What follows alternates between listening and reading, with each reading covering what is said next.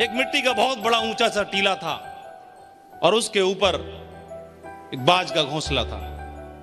उसमें अंडे थे।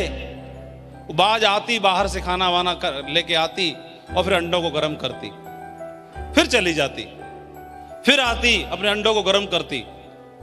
और एक दिन वो बाज खाना लेने के लिए गई थी तो उसी में से एक अंडे से एक बच्चा बाहर निकला और निकलने के बाद हलचल करने लगा।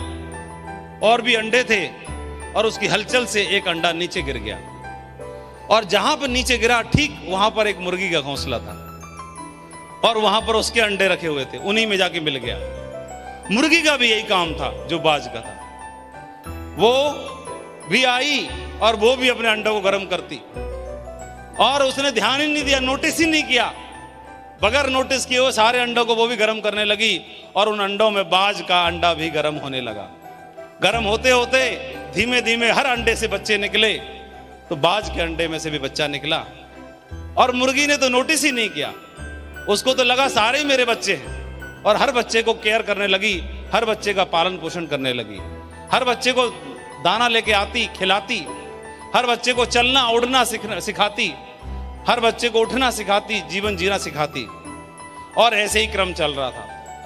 और उसी में मुर्गी के बच्चों में वही एक बाज का बच्चा भी था। उन्हीं की तरह चलता, उन्हीं की तरह कुकड़ कू करता, उन्हीं की तरह आगे बढ़ने का प्रयास करता और सारा कुछ कर रहा था। बच्चे घूम रहे हैं, अचानक से उन्होंने आसमान में कोई पक्षी उड़ते देखे और माँ के पास आए, मुर्गी के पास, बोले माँ ये कोई तो है जो आसमान में इतनी ऊंचाई भर रहा है, ये है कौन?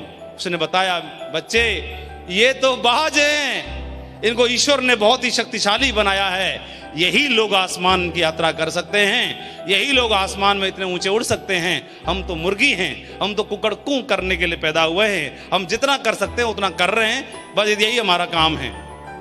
बोले अच्छा माँ। अब उन्हीं में फिर दूसरे दिन की यात्रा, दूसरे दिन दाना चुगने के लिए मुर्गी के बच्चे निकले। उन्हीं मुर्गी के बच्चों में बाज का बच्चा भी था, क्योंकि वो तो मुर्गी को ही अपनी माँ समझता था, क्योंकि जब उसने आंखें खोली तो मुर्गी को ही अपनी माँ के रूप में पाया। और जब वो देखा कि जो बाज के बच्चे थे और बाज थे एक ऊंचे टीले पे से और क्या डाइव मार रहे थे और वहां से एक टेक ऑफ कर रहे थे, तो उसने उड़ते हुए ऐसे टेक ऑफ करते हुए देखा। तो फिर माँ के पास आया, मैंने देखा कि वो लोग क्या ऊंचे टीले पे चढ़ते हैं और ऊंची टीले पे से बैठ करके वहां से डाइव मारते हैं और ऊंचा उड़ जाते हैं। चलो हम भी चलते हैं, हम भी अगर कोशिश करेंगे तो आसमान की ऊंचाई को हम भी देख पाएंगे। और ऊंचे टीले पे जाते हैं और वहां से डाइव मारते हैं। तो माँ बोली पागल मत बन, ऊंचा टीला उन्हीं के लिए है, ये हमारे बस की बात नहीं, हमारे भाग्य में नहीं है वो ऊंचा टीला और हमारे भाग्य में आसमान की ऊंचाई नहीं है, रहने दे, हमारा तो यही है कुकड़ कू करते रहो। और पता नहीं क्या हुआ, ये बोल के चले गए। अगले दिन की बात, वो बाज का बच्चा इस बात को माना नहीं और माने बिना चुपचाप अकेला अंधेरे में चल निकला और ऊंचे टीले पे चढ़ने के लिए। और चढ़ते चढ़ते ऊंचे टीले पे चढ़ गया और चढ़ने के बाद और उसने वहां से ऊंचे टीले पे चढ़ के डाइव मारा और सचमुच में वो उड़ने लगा।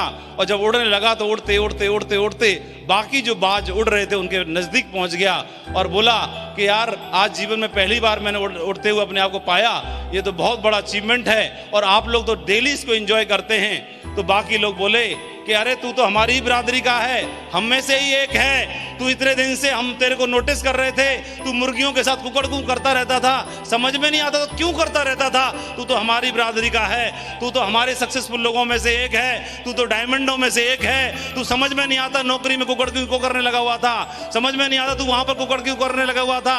अरे तू हमारे ही खानदान का है भाई, डायमंड बनने के वाले खानदान का है और तू बन सकता है।